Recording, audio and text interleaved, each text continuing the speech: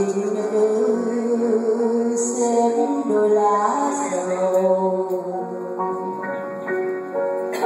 sợi buồn con nhện ra mau ai ơi anh em hầu quạt đây lòng em mơ với quạt này chẳng con chim mộng về bay đầu giường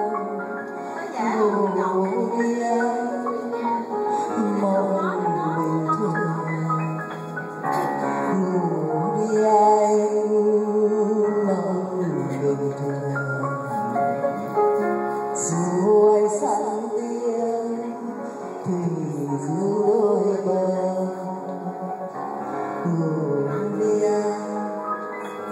ngủ đi anh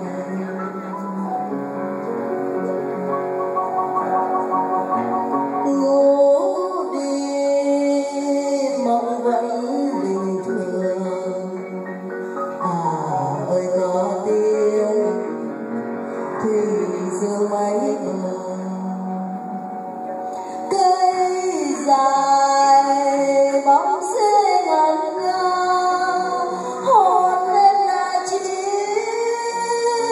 mấy mùa buồn đau tay em anh hãy tựa đầu cho em nghe não trái sầu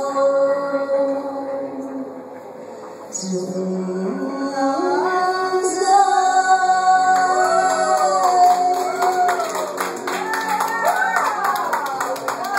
Cái này phải tung tiếng Anh rồi lên cho nó ra vẻ quốc tế rồi nè. Có còn ai hát nữa không ạ? Hồi nãy thì